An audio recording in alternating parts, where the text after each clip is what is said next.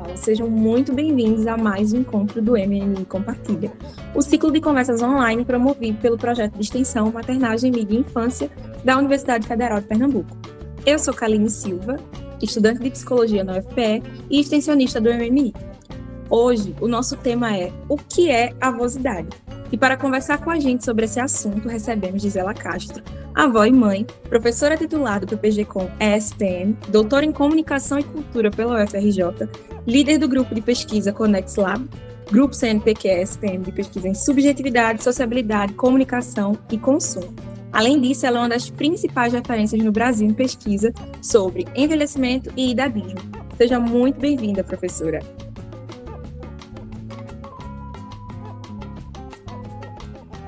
Muito obrigada. Adorei o convite, um prazer estar aqui. Oi, tudo bem? Então, eu sou Gabriela Rodrigues Alonso, estudante de Biologia na UFPE e extensionista também do MMI. E também entre a gente estará ao longo dessa conversa a professora Maria Kuller de Mendoza. Ela é professora do DECOM e do PPG-Com, da UFPE, líder do grupo de pesquisa Mídia, Maternagem e Cultura do Consumo e coordenadora do projeto Maternagem, Mídia e Infância.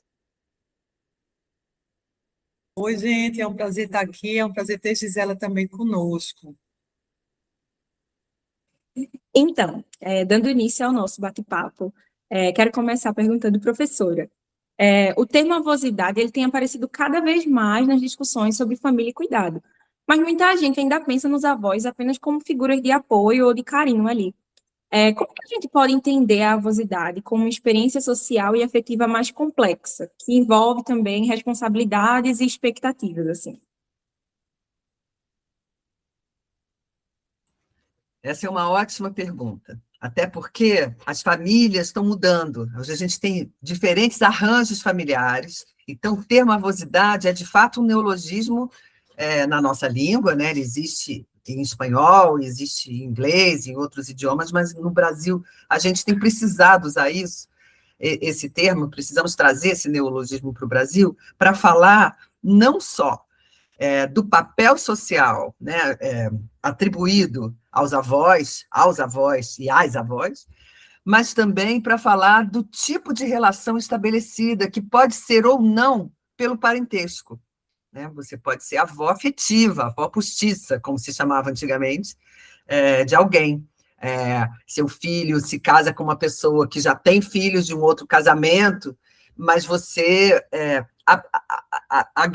agrega aquelas crianças à sua família também e passa a considerá-los netos, tanto quanto os netos nascidos daquele casamento. Por exemplo, isso é um dos muitos arranjos familiares característicos do nosso tempo atual. Então, o termo avosidade diz respeito a isso, tanto ao tipo de relação que se estabelece, quanto também ao papel social que é esperado desses avós, que, ora, é um papel de cuidado mais próximo do que a gente chama de maternidade, né, de maternagem, ou não, ou uma figura mais de autoridade, enfim, de guardião da memória da família. Tem vários, é um papel muito multifacetado, né? Perfeito. Mas, e quando olhamos para a realidade brasileira, a gente vê que muitas avós, elas acabam participando intensamente da criação dos netos. Às vezes, elas assumem uma rotina de cuidado diário e em alguns casos, isso acontece por escolha e por vínculo afetivo. Só que a gente também tem quando outras famílias acabam fazendo isso por necessidade econômica ou por falta de políticas de apoio às famílias. Como essa sobrecarga ela pode impactar na vida dessas mulheres?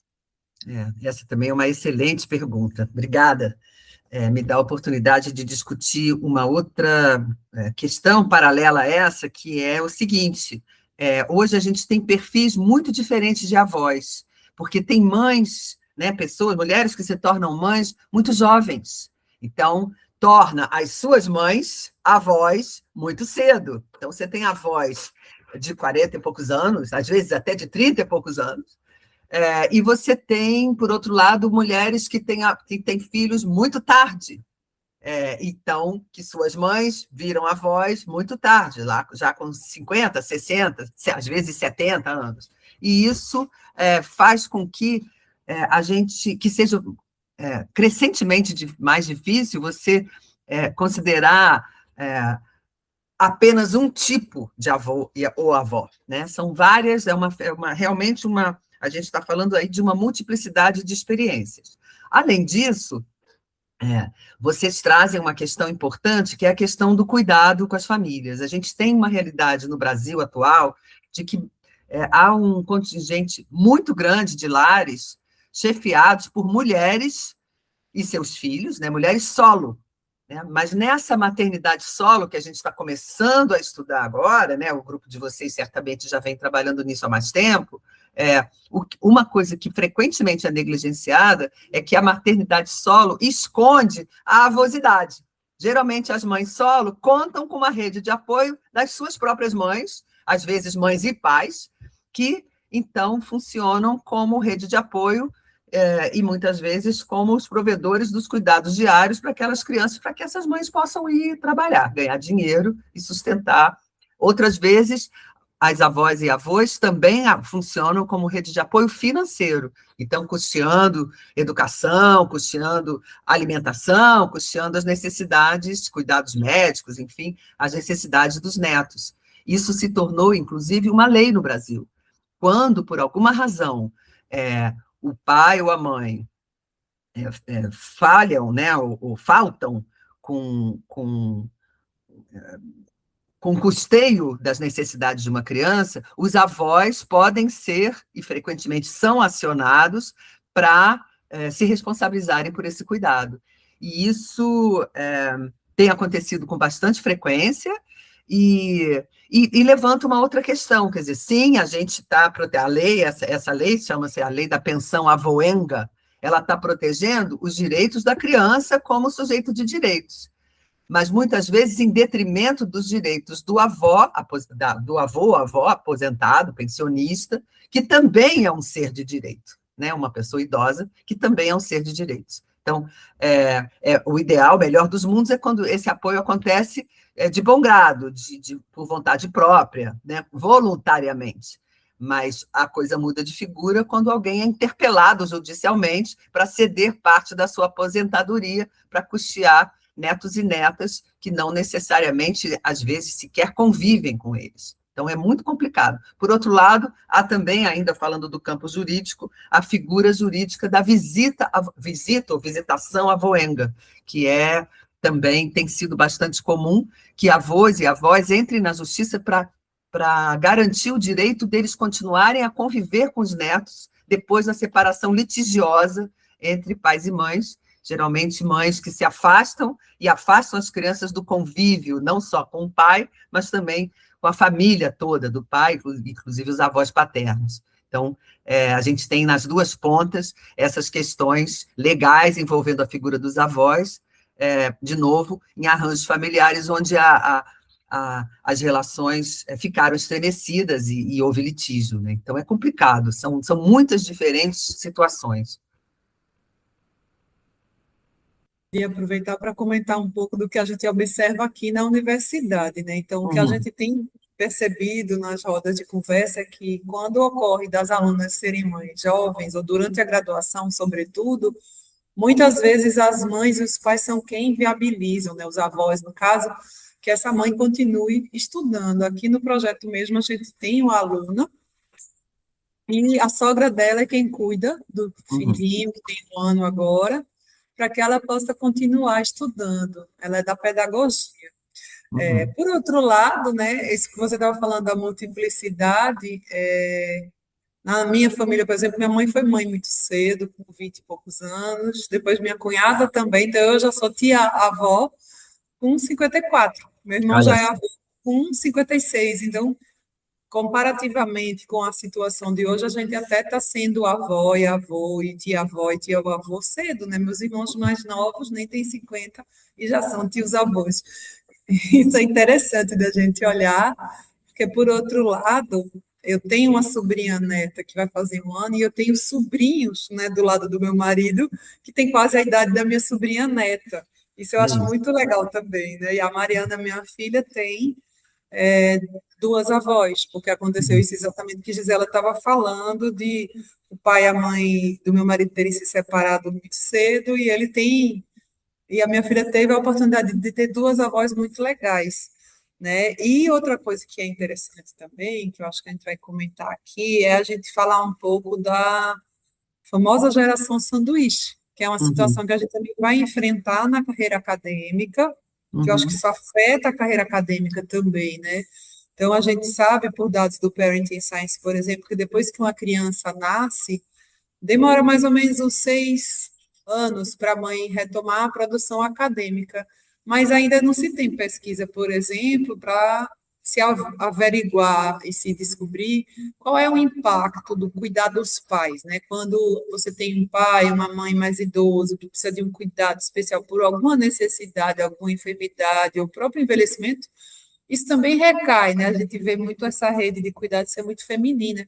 Então, será que isso afeta a produção acadêmica das mulheres que são pesquisadoras? Isso é uma curiosidade que eu tenho, mas eu nunca vi nenhuma pesquisa ainda falando sobre isso. Então, com certeza afeta, a gente está começando a fazer, Maria, e assim, num nível pessoal, eu posso dar o depoimento de que próprio, assim, eu estava organizando um livro internacional, na época em que meu pai, já idoso, ficou muito gravemente enfermo, eu precisei revezar com a minha irmã, né, de ficar acompanhando ele no hospital. Ele tinha acompanhantes, cuidadores profissionais, mas a gente entendia que era importante estarmos por perto, né, a família está por perto, e, e a gente passou 2 anos trabalhando na organização dessa coletânea, foi exatamente o período que toda hora eu precisava ir para o Rio. Eu ainda tenho agravante, meu pai morava no Rio e eu moro em São Paulo, então muitas vezes eu ia para lá. O fato é que somos 3 organizadores da coletânea, eu sou a única que não consegui terminar o meu capítulo a tempo. Então, eu não tenho um capítulo meu na coletânea, eu tenho só o capítulo que nós 3, perdão, nós 4 trabalhamos juntos, que é a introdução, né, dos editores, mas o meu capítulo foi publicado depois, separadamente, porque não deu tempo. É isso, afeta sim, e é uma questão que a gente está precisando estudar mais sistematicamente, né, para poder trazer dados, como vocês já estão conseguindo trazer, a respeito das mães. Né? Então, é isso, é escandaloso como o cuidado, né, com crianças ainda é tido, no Brasil, sobretudo, como uma tarefa eminentemente feminina, e, portanto, né, tudo que é tarefa eminentemente feminina é muito pouco valorizado na sua importância, não só economicamente, mas também na sua importância em termos do impacto que isso gera, né, para outras atividades. Então, mulheres mais velhas que estão cuidando de netos ou cuidando de pais, seus próprios pais e netos, e filhos, né, muitas vezes, mas netos, sobretudo, tem um impacto muito claro na produção, né, acadêmica, e isso ainda está sendo muito olhado muito discretamente, assim, muito quase não olhado, né? Então, geralmente, o que se diz, então pede uma licença, então se afasta, então, né, assim, e dificilmente, se você pede uma licença quando você é mais sênior na carreira, você retoma, entendeu? Assim, a própria instituição não abre espaço para que você volte, né? Entende-se que você está se despedindo, e não necessariamente, é só um tempo que você precisa para organizar aquilo ali.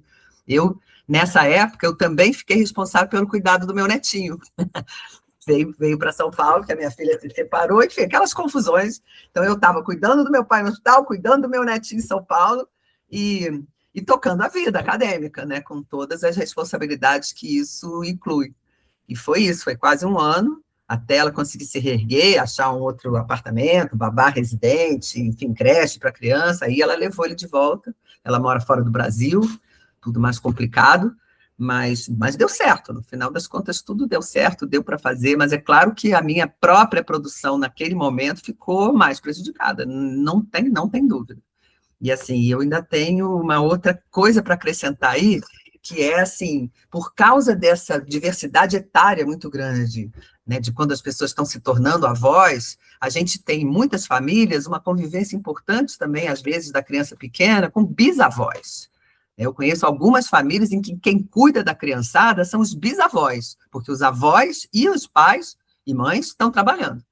Os bisavós é que já estão aposentados e que estão segurando o cuidado doméstico, né, com as crianças, levando para lá e para cá. Então, é muito interessante isso. Também os bisavós, que antes eram figuras muito distantes, dificilmente se tinha...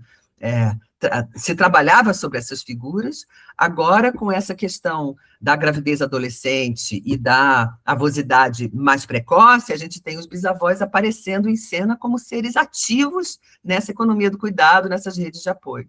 E também, às vezes, de prover, né? Também ajudam a prover as crianças, porque também, de novo, a gente está num momento econômico, né, que está complicado para as famílias, né? Não temos, há uma dificuldade de emprego formal, há dificuldades financeiras mesmo de custear tudo isso, e há uma enorme escassez de políticas públicas de amparo às famílias. Então, no Brasil, as desigualdades são muito grandes, e o que a gente vê é isso, avós e bisavós comparecendo, não só financeiramente, mas também como parte da rede de apoio necessária para que se crie essas crianças, né, que estão chegando. E assim, acho que já pegando o gancho nisso que vocês estavam trazendo sobre o trabalho de cuidado, é interessante também a gente pensar que existe uma diferença muito grande, né, entre como a sociedade enxerga, na verdade, as avós e os avós. Enquanto as avós, elas são muitas vezes associadas ao cuidado constante, a fazer aquele bolinho, cuidar mesmo da criança, os avós, eles costumam ser vistos como figuras mais divertidas. É quem monta o balanço, quem inventa as brincadeiras, assim. E aí, da perspectiva dos estudos de gênero mesmo, o que essa diferença revela sobre as expectativas sociais em torno das mulheres e do cuidado, assim? É excelente, assim, eu pessoalmente sempre gostei mais de ser vista como uma avó divertida do que como uma avó que faz bolo, embora eu também adore fazer bolo, mas, e adoro bolo e adoro cozinhar com meu netinho, só tenho um, e ele também gosta muito de cozinhar, mas acho que o avó divertida eu também gostaria, entendeu? É uma coisa que eu também, então eu sempre fiquei muito chateada de ver que, no senso comum, o, o, o homem é permitido ser o maluquete, o divertido e o criativo, né? Assim, o avô é, meio pancado. E a avó não, a avó é uma figura de autoridade e de cuidado e de carinho, é fofinha, são papéis muito estereotipados, a gente tem de tudo. A gente tem a avó que, como a minha mãe, nunca passou pela cozinha, não sabe fazer nem bolo, nem nada, e acha ótimo não saber, entendeu? Já o meu pai adorava cozinhar, então é engraçado, esses papéis invertidos a gente vê muito, né, em várias famílias, né, em que o avô gosta de cozinhar, o avô gosta de dar banho na criança, e a avó já é mais afim de fazer as brincadeiras birutas, de testar limites, né, jogar bola dentro de casa, quebrar a cristaleira, com isso. Isso era tido tradicionalmente como uma transgressão dos homens, né? Então, no ponto de vista dos estudos de gênero, o que a gente tem feito sempre colocar em questão esses estereótipos. Eles ainda são muito arraigados, mas eles já não correspondem mais aos fatos há muito tempo. O que a gente tem visto, e pessoalmente eu vejo com muito bons olhos, é um movimento por parte de muitos homens em prol de uma paternidade ativa e afetiva, né? Então, o pai que não é só o pai provedor e ausente, mas o pai que também leva na escola, que também sabe o nome da professora, que também sabe que amanhã é dia do aniversário da coleguinha que se chama fulana de tal. Por que essas atribuições têm que ser sempre femininas? Né? E por que quando o pai participa um pouquinho, ele é elogiadíssimo, e a mãe que faz não está fazendo mais nada do que a obrigação dela, né? Então, essas coisas têm sido também retomadas. Eu orientei um trabalho bacana de mestrado há um tempo atrás sobre isso, sobre essa paternidade ativa e afetiva que vem sendo reivindicada, né, por diferentes grupos de pais, jovens pais, né, que não se conformam com esse estereótipo do pai ausente, que é apenas provedor e pronto. Quando é provedor, né? Muitos nem isso são.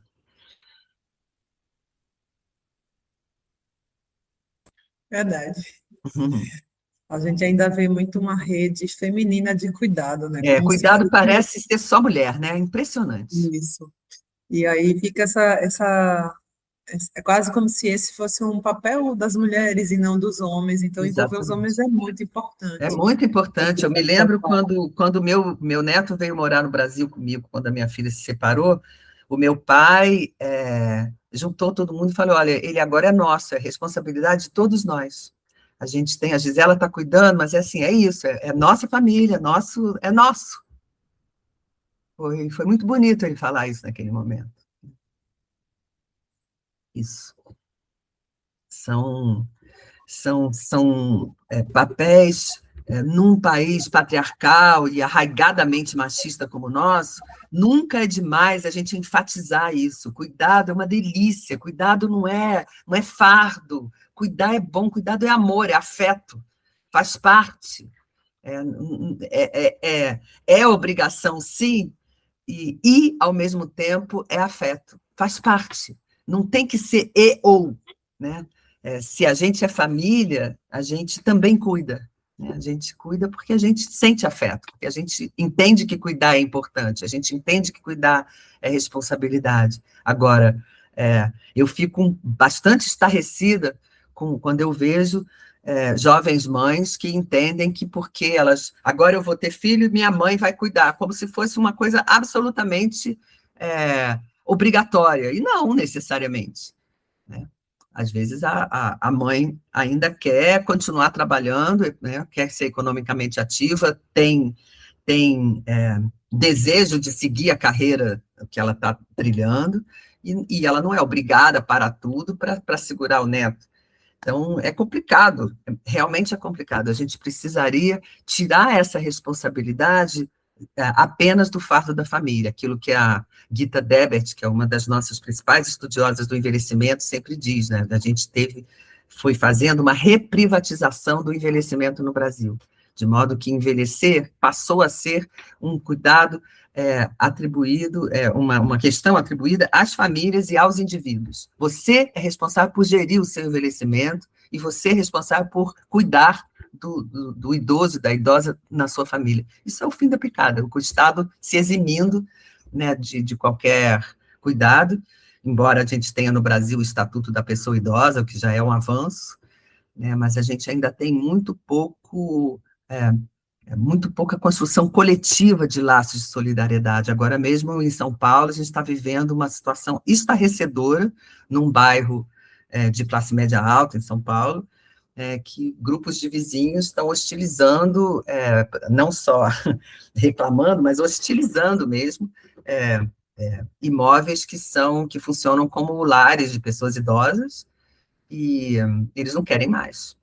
E aí ficam hostilizando as pessoas e fazendo. Tá muito feio, tá horrível, impressionando a prefeitura para caçar o alvará desses lares, porque aqui é só residência, tudo funciona com alvará da prefeitura, com permissão da prefeitura, mas a questão é fundiária, a questão está desvalorizando os nossos imóveis.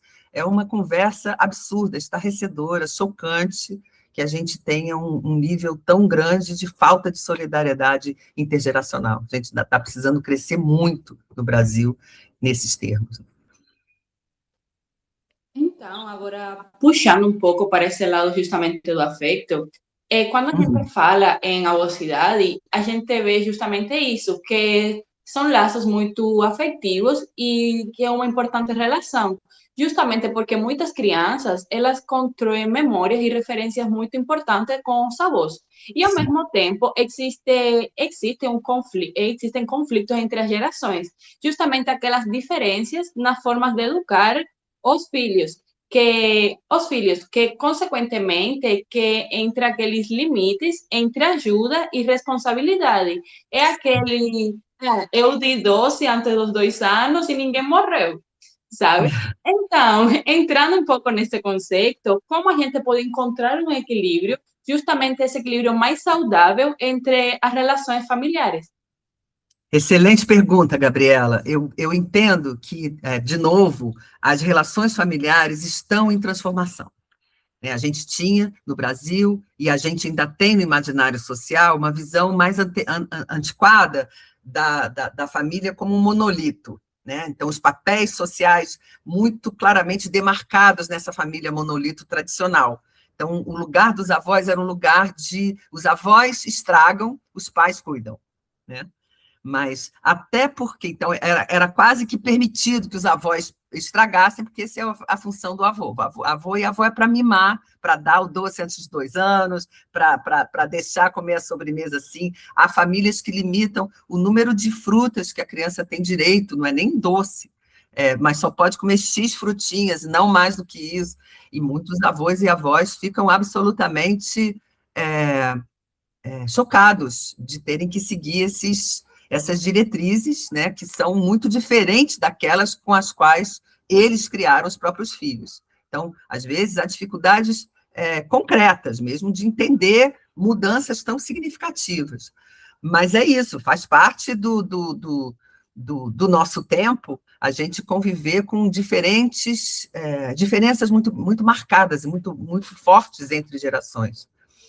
Então, os conflitos emergem e emergem mesmo, assim, com avós se recusando a seguir certas orientações, né, que pais e mães preferem para os seus filhos, e filhos, por outro lado, com muita dificuldade de entender as diferenças que são geracionais muitas vezes, né, diferenças de opiniões e diferenças de entendimento dos seus pais. Então, qual é o remédio? O melhor remédio de novo, né, o afeto, o respeito, a conversa, né, deixar claro, a clareza, né, nas relações e, sobretudo, o respeito, né? Afeto e respeito é uma combinação bacana para a gente não errar, né? Então, se alguém está incomodado, então já deixou de ser bacana, a gente tem que parar, seja lá o que for, por mais que você esteja fazendo com a melhor das boas vontades, alguém se incomodou. Então, é melhor parar por aqui, porque a ideia não é aborrecer, a ideia é fazer uma coisa bacana para todo mundo. A gente está com muito pouco tempo para convivência intergeracional e interfamiliar, né, também. Está todo mundo trabalhando muito, a vida está muito difícil. Eu vejo com muito bons olhos toda essa discussão em torno da redução da jornada de trabalho, né, de 6x1. Eu acho que isso é muito importante mesmo, para que a gente ganhe mais tempo de vida. A gente não pode viver só para trabalhar, e agora, quando para muitos profissionais, a rotina de trabalho se prolonga em casa, nas redes sociais, então você tem o expediente, depois você vem para casa, você continua dando expediente no WhatsApp, no TikTok, ou seja lá, no Instagram, você continua ali sendo requisitado, sendo solicitado e trabalhando. Então, o tempo para convivência familiar vai ficando encurtado. Tempo para si próprio também, mas sobretudo isso. Então, a gente está difícil, as pessoas estão entrando, muita gente está entrando, fim de semana dentro, trabalhando, porque não consegue dar conta das pendências, né? A minha lista de pendências está sempre enorme, eu vou ticando e vai aparecendo mais, é assim com todo mundo. Mas, assim, a gente tem que brigar muito, e isso é uma coisa que eu valorizo bastante e sempre prezo muito com os meus alunos também, minhas alunas, sabe? Façam questão, vocês não podem só trabalhar o tempo inteiro, a gente precisa viver e a gente precisa conviver. Então, conviver com os diferentes, não só gente da sua mesma idade, da sua mesma geração na família. É importante que a gente possa ainda, né, se reunir como família mais extensa, conversar, mesmo que a gente não consiga estar junto no mesmo espaço físico, a gente tem tecnologia para isso, faz um Zoom, a gente aprendeu na época da pandemia, né, que foi uma época duríssima, né, para todo mundo, até porque a gente teve que acumular todos esses papéis no mesmo lugar, mas algumas coisas boas ficaram. Na minha família ficou o coronavinho, que a gente fazia o coronavinho, que era juntando todo mundo em torno do vinho, e conversando, e a gente manteve, de alguma forma, não é mais tão seguido, mas a gente ainda faz de vez em quando, e é uma delícia, porque aí junta quem está longe, quem está fora do Brasil, quem está fora da cidade, em torno de um vinho e de um papo. Geralmente era um filme que deflagrava, vamos todo mundo ver o filme tal, e vamos fazer um coronavinho para conversar sobre o filme tal. Era só um pretexto, e virou uma coisa gostosa que a gente curte. Então, fazer não é? Acho que a gente tem que ter inventar umas rotinas assim. Eu tinha uma tia-avó muito divertida que fazia o dia do nhoque. Todo dia 29, na casa dela, era open house. Podia chegar quem quisesse. Ela fazia vários molhos e bastante nhoque, era delicioso. E era isso, ela chamava porque era venham, entendeu? E ainda era coisa de você ir lá, era uma delícia. E a gente adorava, a gente via primo que a gente não via nunca mais. E ela falava, pode ser primo de verdade, primo made em Paraguai, tá tudo certo, venham, eu quero estar com todo mundo. É uma maneira inteligente de seguir, né? E a gente foi deixando de cultivar isso. Imagina ir na casa de alguém, quase não dá nem para fazer coronavinho, que dirá ir até lá, se deslocar até lá. Tá difícil a vida, mas a gente tem que lutar contra isso, porque é isso que faz, é isso que sedimenta essas relações afetivas, né, e de respeito, e a questão de você construir uma relação que seja afetiva e que seja respeitosa, ela exige essa dedicação, essa constância e esse investimento aí em construir isso, não é dado só porque a família vai acontecer assim, infelizmente não é. Uma coisa que eu ia comentar, Gisela, que também nesse processo a gente reaprende também as noções de afeto e da própria relação, que é uma das coisas que a gente tem vivido muito, né? Tanto Carol quanto eu, a gente está no momento que a gente está começando a cuidar dos pais, né? Então, é uma das coisas que a gente tem conversado muito no projeto é sobre isso, né? É. Então, teve um dia desse que eu fui levar papai no médico, papai tem Alzheimer, eu tive que ajudar ele a se vestir, depois eu tive que ajudar minha mãe a calçar o sapato. São E depois eu coisas que a gente comecei a nunca tinha pensar. feito, né? Exatamente. Eu comecei a pensar sobre isso porque no final de semana, faz acho que uns 2 finais de semana, todo final de semana eu vou encontrar com ele. Ele olhou para a minha cara e disse assim: eu gostei muito que você veio aqui hoje, você precisa vir mais, Ó, porque senão eu vou acabar me esquecendo de você. olha só, E olha aquilo só. foi muito profundo, porque Claro, nossa. a doença de Alzheimer parece quando a energia da fase, igual agora na nossa gravação, às vezes a internet fica com sinal ruim, as meninas desaparecem do vídeo e volta.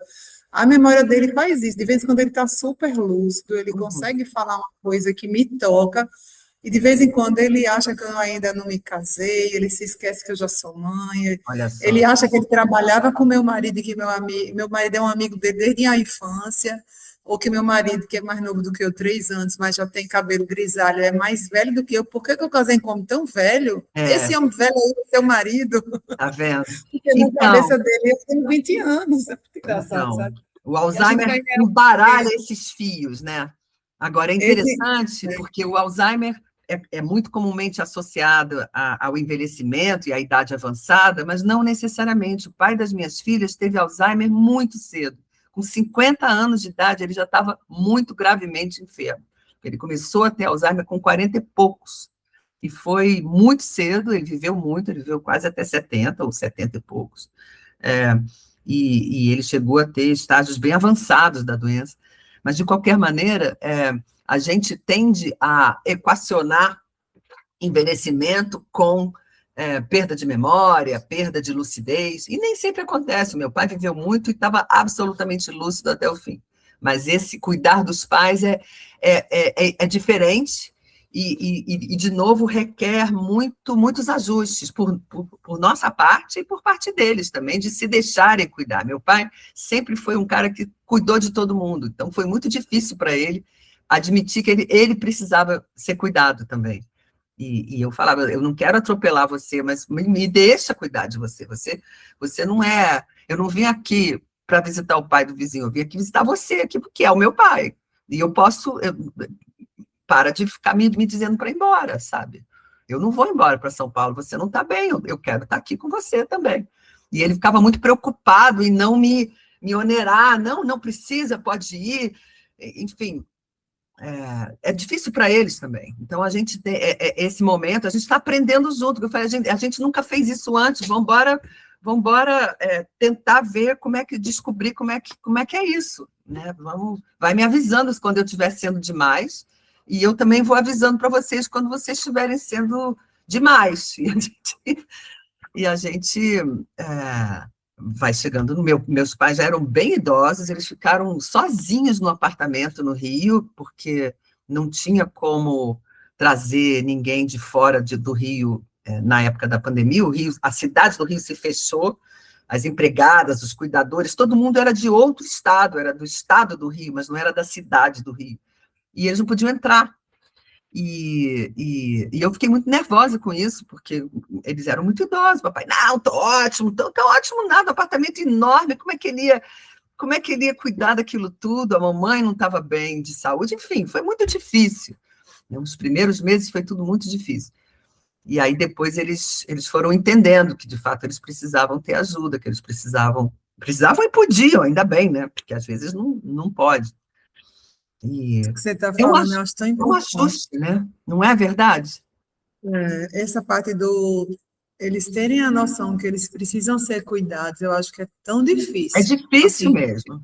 É muito muito. complicado. Não necessariamente por conta de Alzheimer ou de outras Não, enfermidades, mas por conta da perda de autonomia e do aceitar, exatamente. né, do processo de aceite do envelhecimento. É, Então, mamãe até hoje, ela tem muita dificuldade, assim, de deixar a gente se meter na é, vida dela, é, como ela cuida do meu pai, ou no como ela cuida da casa, é, do quem ela conta para ajudar. é. Ela resiste muito, né? Tanto, eu tenho 3 irmãos, só um mora no Recife também. A gente tenta, tem dia que é assim, aí meu irmão me ligando, eu ligando para ele, para a gente É, falar justo isso, porque, olha, ela tá tão teimosa. Aí, assim, passando o tempo, eu fui começando a ver que não era bem uma teimosia, era uma não. vontade de viver com aquela autonomia que ela sempre teve, só que agora ela não Exatamente. tem mais, entendeu? Tem algumas horas que ela dá conta, tem outras horas que não. É. Aí, E por outro lado, também, é Hum. muito complicado, porque a gente às vezes se sente, será que eu estou censurando essa autonomia? Eu estou prejudicando? Eu estou Eu fazendo bem? passei Estou por fazendo isso, mal? É exatamente. muito Eu passei difícil. por isso muito, e a gente conversava muito também, eu e os irmãos, por causa disso. A gente não queria atropelar, mas também não dá. Meu pai nunca abriu mão, ele tinha vários tapetes por cima e não pode tapete. A gente tirou, ele ficou danado, não, quero tudo de volta, bota de novo, são os meus tapetes, eu quero. E, meu Deus! E se vocês caírem? Não. E é isso, assim, algumas coisas a gente conseguiu, outras a gente não conseguiu, e é isso mesmo. Então tá, vamos lá, né? Mas é sempre difícil, É claro. Marília. Não tem uma regra, não tem um protocolo único, porque cada um é cada um. O que dói num, às vezes, não dói no outro. Mas é isso, é o que eu falei. Se alguém se sentiu desrespeitado, passar por cima, opa, para tudo, vamos respeitar, né? E isso é uma construção diária, assim, de cada vez, porque é novidade, vai sendo uma novidade. E a gente também, né? Assim, de a gente tentar entender, porque dá aquela história, parece que a gente está fazendo gestão de crise, às vezes, né? É, Assim, de você pegar e pensar até onde eu me meto ou até onde eu fico quieta e só ajudo se ela sentir necessidade que ela precisa dessa ajuda.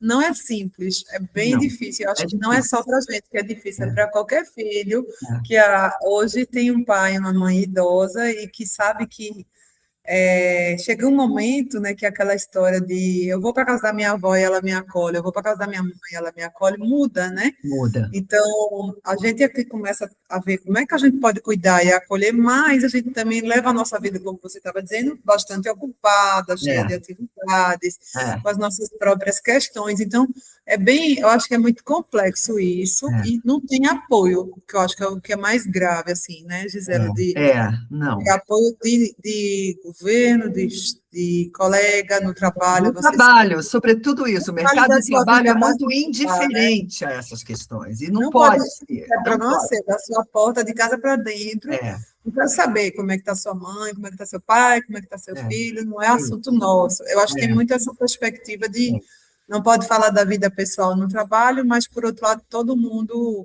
vive problemas parecidos justamente porque falta a estrutura do cuidado e dessa compreensão disso como um fator social, econômico. exatamente. É isso. A questão não é privada, não é de fórum privado apenas. Tem uma dimensão coletiva aí da vida em família que tem sido negligenciada, né? A gente precisa construir isso como sociedade no Brasil. É uma coisa que a gente ainda precisa construir mesmo. E acho que trabalhos como o de vocês, de certa medida como o meu também, eles apontam muito claramente para essa dimensão, né? E quiçá, né, esperemos que contribuem, né, nesse sentido, de ir criando uma consciência de que são questões que dizem respeito ao coletivo, Isso não pode ser privatizado apenas, né? A gente não cria filhos só dentro da família, a gente cria filhos dentro da sociedade, né? E a gente também envelhece, não só dentro de casa, mas também dentro da sociedade. Então, tem um viés que é social, que é sociocultural. Como é que essa cultura acolhe ou deixa de acolher? Quais são as expectativas, quais são os imaginários sociais em circulação, né, que legitimam determinadas formas de envelhecer e deslegitimam outras formas de envelhecer, como se fosse, enfim, errado, né?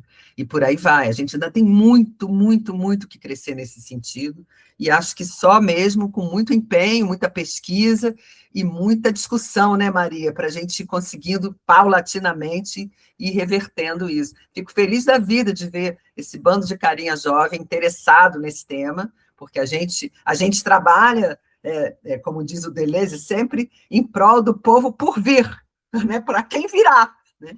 Então, a gente espera que sempre tenha alguém para pegar esse bastão e continuar levando, porque essas mudanças sociais não ocorrem com a rapidez necessária, isso demora, então precisa continuar, essa luta, ela é contínua, né? Ela precisa ser contínua, porque isso é uma construção que ainda vai demorar muito tempo para a gente conseguir avançar nela. Já avançamos, eu já trabalho com envelhecimento há muito tempo, e quando eu comecei, gente, ninguém nem sabia o que era etarismo, idadismo, que é a mesma coisa, na verdade, mas ninguém falava sobre isso, eu brincava que era o último preconceito socialmente permitido no Brasil, até porque ninguém sabia o que era, entendeu? Agora não, agora já tem mais gente que sabe, agora já tem no jornal, poxa, melhorou bastante nesse ponto, mas não melhorou em termos do seu combate, né? A gente ainda precisa combater, porque ele ainda está aí fazendo feio, e essas manifestações horrorosas, né, aqui em São Paulo, desses vizinhos maltratando, né, e denunciando de uma forma chula, né, está desvalorizando os nossos imóveis. Que isso, gente, sabe? É uma barbaridade, é etarismo na veia isso, né? É uma coisa horrível. E aí você vê a dimensão odiosa e odienta desse misto de estereótipo, preconceito e discriminação que é o idadismo. Mas, então, é uma luta contínua, isso não para. E a gente precisa continuar batendo esse tambor aí, porque a gente ainda precisa ganhar muito espaço para essas lutas. E é isso, famílias, relações intergeracionais, elas são construções, e são construções coletivas. Não pode ser só em nível individual, mas tudo começa no nível individual, ali, onde a gente se pergunta, será que eu estou invadindo? Será que eu estou sendo desrespeitoso? Será que... É danado, não vem sem conflito, não é brincadeira, né? Mudar não é brincadeira, né? Sair do seu lugar. Isso tem a ver com crescimento, tem a ver com amadurecimento, tem a ver com aprimoramento das relações afetivas e intrafamiliares. É bacana que a família também possa passar por esses momentos e aprender juntos, né? Com certeza. E aí, meninas? Gabi? Kaline? Eu acho que a gente foi muito bem contemplada, assim. A Que gente bom. teria uma última pergunta, que seria, assim, né, considerando tudo isso que vocês trouxeram, que eu acho muito bacana, tem tudo a ver com o campo do direito, o campo da saúde, a qualidade de vida mesmo. E a gente sabe que a gente está falando de uma sociedade que está envelhecendo cada vez mais, mas que ainda tem poucas políticas de cuidado e apoio intergeracional, assim. Daí eu acho que tu já acabou entrando um pouquinho nisso, por isso que eu falei que eu acho que a gente foi bem contemplada, assim, que seria qual que você acredita, assim, né, que seja o primeiro passo para valorizar a avosidade sem transformar os avós em responsáveis obrigatórios pela criação dos netos? Ótimo, é isso. Valorizar a avosidade seria valorizar a intergeracionalidade. Assim, também não é para preservar os caras como um bibelô ali na cristaleira, quietinho, para você olhar e achar bonitinho, mas valorizar é isso, é conviver, é fazer perguntas, é sentar e conversar. E não é como é que era no seu tempo. Eu fui criada por uma avó muito engraçada que falava assim, que isso? Eu estou viva, esse tempo aqui é meu também. você tem que ser específico. Você quer saber do meu tempo de criança, do meu tempo de mocinha, do meu tempo... É legal, ela foi ensinando, entendeu? No seu tempo ponto, parece que esse tempo agora não é mais da pessoa, né? E eu aprendi isso muito cedo. E eu tenho visto isso no meu trabalho. Quem conviveu com avô e avó entende envelhecimento de outro jeito. Entendeu? Então, a gente precisa, as crianças precisam conviver com diferentes gerações, com humanos de diferentes gerações, para elas entenderem essa dimensão que é tão humana. Envelhecer faz parte da vida humana. E a gente envelhece desde que a gente nasce até o fim. Por isso que os nossos estudos não são sobre velhice, porque velhice é um conceito muito impreciso. Ninguém sabe dizer quando é que ela começa. Então, a gente não estuda velhice, a gente estuda envelhecimento. Porque o processo de envelhecimento a gente sabe, né? A gente sabe que ele começa lá atrás, quando a gente nasceu, e ele não termina nunca mais até a gente morrer. Então, a gente estuda envelhecimento. E o envelhecimento humano ainda é alguma coisa na nossa sociedade obcecada por juventude. O envelhecimento humano ainda é muito demonizado na nossa sociedade, é muito mal visto. E isso é ruim, porque isso, no final, está tirando uma dimensão do humano. É só você perguntar para um mecanismo de inteligência artificial hoje em dia para gerar uma imagem de uma pessoa idosa, eles vão gerar uma imagem com a cabeça branca, mas o resto igualzinho. Porque esse é o envelhecimento paradoxal que é concebido como um envelhecimento adequado. Você pode envelhecer, desde que não pareça que você está envelhecendo. Porque qualquer sinal de envelhecimento tem que ser combatido, porque isso é uma falha, é quase uma falha moral. Entendeu? Você é obrigado a combater, seja homem, seja mulher. Antes era só a mulher, agora o homem também é crescentemente convidado a tomar suplementos, fazer um monte de atividade física, tudo para não envelhecer. Que isso, gente? Envelhecer faz parte. Eu não estou aqui defendendo decrepitude, não é nada disso. Só que envelhecimento é muito mais do que sinal visível, né? É muito mais do que isso, é diferente, você tem que conhecer como é que é. Eu vejo, às vezes, alunos e alunas da graduação que vêm conversar comigo, como especialista de envelhecimento, como se não, que a pessoa idosa realmente, a gente sabe que a pele é diferente, então tem que ter... Não é nada disso, gente, para com isso, entendeu? Parece que é ser de outro planeta. A convivência está ficando mais rara, mais rarefeita, até porque ninguém tem mais muito tempo, não tem mais espaço, as casas estão pequenas, os almoços de domingo foram desaparecendo, todas essas instâncias, né, em que se congregavam diferentes gerações, é isso que a gente precisa retomar. Então, qual é o segredo? Eu diria isso, convivam, entendeu? Crianças precisam entender que existem crianças, adolescentes, jovens adultos, adultos mais idosos, que faz parte, entendeu? E que um dia, se elas derem sorte, elas também vão envelhecer.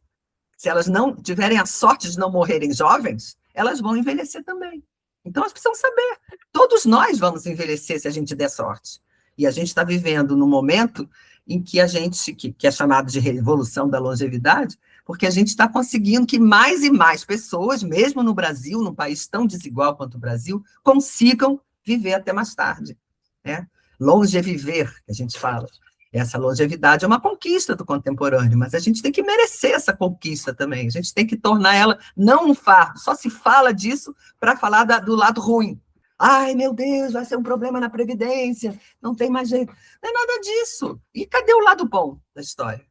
Dessas famílias que estão tendo, as crianças que estão convivendo com pais, avós, bisavós, olha que legal. Vamos aprender como é que era isso, vamos ver o que era isso. Vamos aprender a olhar para os caras e perguntar, eles não são valorizáveis só pelo que eles trazem de passado, também pelo que eles trazem de presente. Né? Como é que eles estão vendo as coisas, o que eles estão pensando a respeito do que está acontecendo, qual é a visão que eles têm. É muito bacana isso, a gente precisa aprender a olhar e a valorizar, né? Em cada momento. E a gente ainda tem um longo caminho para percorrer nesse sentido, e é bom que a gente tenha grupos, né, de diferentes idades e diferentes momentos da carreira acadêmica voltados para olhar tudo isso, porque isso é muito importante mesmo. E esse tambor, minha gente, a gente vai ter que continuar batendo, como eu disse, durante muito tempo.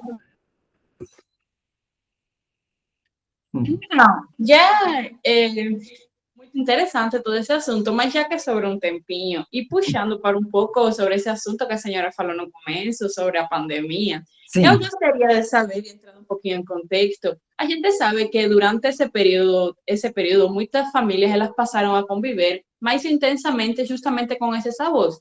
E ao mesmo tempo em que os idosos, eles estavam entre os grupos mais vulneráveis naquela época, mesmo assim, eles estavam convivendo com o cuidado dos netos. É, a professora acha que nesse período, esse momento mudou de alguma forma como a sociedade ela enxerga o papel dos avós e o valor do cuidado intergeracional? Deveria ter. Deveria ter. A gente teve muita esperança que tivesse ajudado, mas, lamentavelmente, não.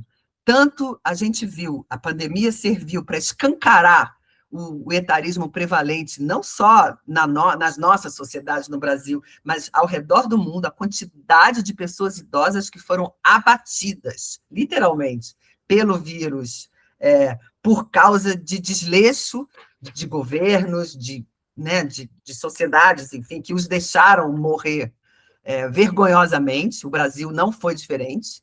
Né? Havia discursos escancaradamente etaristas, do tipo, se tiver que escolher, na falta de respirador, se tiver que escolher entre uma pessoa doente mais jovem e uma pessoa mais velha, a pessoa mais jovem deve ter precedência. Onde já se viu isso? Né? Mas isso acontecia de fato. Então, a gente teve isso, como esse tipo de ostensivo discursos etaristas e atitudes etaristas muito ostensivas ao redor do mundo, com as vidas idosas sendo consideradas menos valorizadas do que as vidas mais jovens, né? Como também a gente não tem memória do quanto foram úteis, não só o cuidado afetivo, mas também os avós provedores, a quantidade de órfãos da pandemia, pessoas idosas que morriam e deixavam várias gerações de órfãos na família, porque muitas vezes eles eram os únicos que tinham renda fixa, garantida, tinham uma aposentadoria. E aí, quando a pessoa se ia, né, então a gente via esse tipo a gente viu no Brasil muito esse tipo de órfãos da pandemia. A Maria Amélia Camarano, que é uma demógrafa brasileira e estudiosa do envelhecimento, muito importante, ela, na época, ela fez uma nota técnica especificamente sobre o papel dos avós provedores no Brasil, para chamar a atenção dos profissionais, da sociedade em geral, mas especificamente dos profissionais de saúde, na época, que muitos deles estavam com esses discursos etaristas, para a importância dos avós no custeio, ao prover essas famílias brasileiras, né, para ver se melhorava um pouco. E, lamentavelmente, parece que a gente esqueceu tudo. Tem gente que ainda está como se estivesse dentro do quarto, sozinho, achando que todo mundo tem que dançar de acordo com a música deles próprios, né? É impressionante como os laços de solidariedade, não só entre gerações, mas também mais coletivos, uma visão mais coletiva da vida, foram se afrouxando e se afrouxaram, laços de sociabilidade mesmo, pessoas que deixaram de construir uma noção mais adequada do que é vida em sociedade. Então, a gente está tendo ecos desse período, que foi um período longo, né, e traumático para todo mundo, cada um do seu jeito. A gente está tendo ecos até hoje na educação superior, pessoas que chegam no ensino superior sem terem desenvolvido competências mínimas de trato social, né, não entendem que uma aula tem certos protocolos a serem respeitados, então pessoas que acham que elas podem entrar e sair de uma aula na hora que elas quiserem, continuar nas redes sociais, mesmo quando tem um professor em sala ministrando uma aula, e coisas no gênero, né, como se a pessoa tivesse um compromisso primeiro e inarredável com ela própria, e o resto do entorno que se dane, né? A gente, do mesmo jeito que a gente viu gente sair muito engrandecido dessa experiência traumática, a gente também viu, lamentavelmente, muita gente sair apequenado. E acho que a gente perdeu muito em termos de competência social, que a gente precisa lutar agora para ganhar e retomar, sabe? A gente não voltou ainda nem a como a gente estava antes da pandemia. A gente ainda está vivendo um período de empobrecimento dessas relações sociais em geral, eu acho, e a gente precisa ativamente trabalhar muito para reconstruir. Isso é importante, e ir reparando essas redes que foram sendo tão duramente apartadas, né? É complicado isso, bem complicado.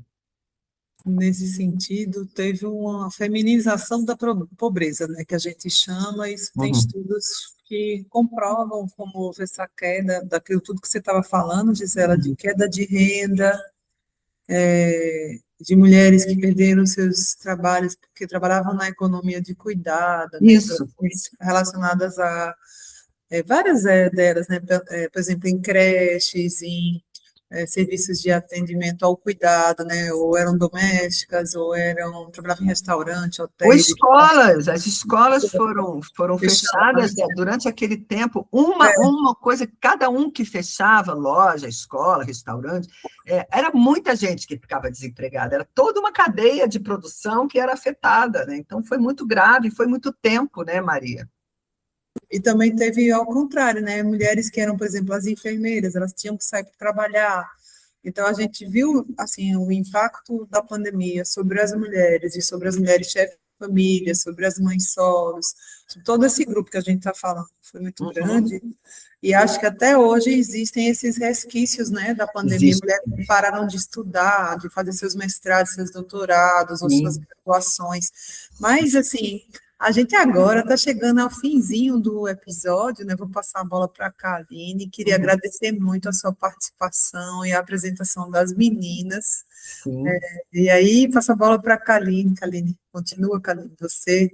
Nossa, é um assunto assim que me dá uma sensação que a gente tem que interromper, porque não é uma conversa que dá para fazer um fechamento, né? Porque tem muita coisa a ser explorada, de fato.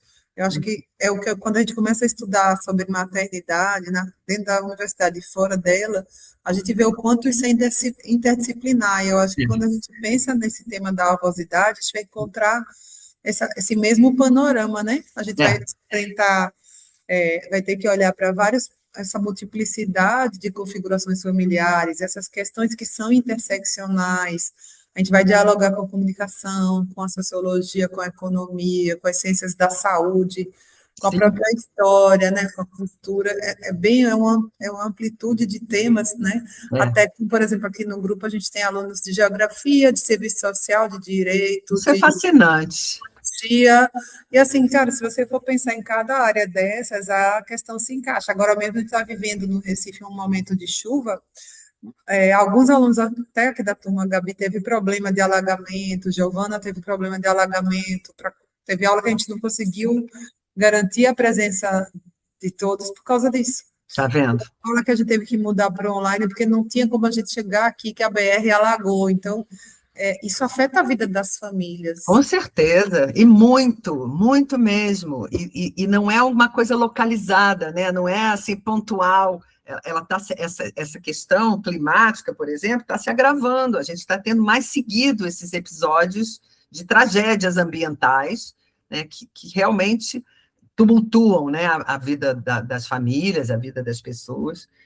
É isso, é um tema fascinante. Eu sigo, interessada e animada para estudar isso do mesmo jeito de quando eu comecei tanto tempo lá atrás, e não paro de ver novos ângulos e outras interlocuções possíveis, né, para seguir aprendendo. É muito bom, é muito bacana, assim, e fico muito alegre mesmo de vocês estarem ajudando aí nessa luta contínua, né, e ao mesmo tempo nessa construção tão bacana, né, da gente implementar esses estudos como algo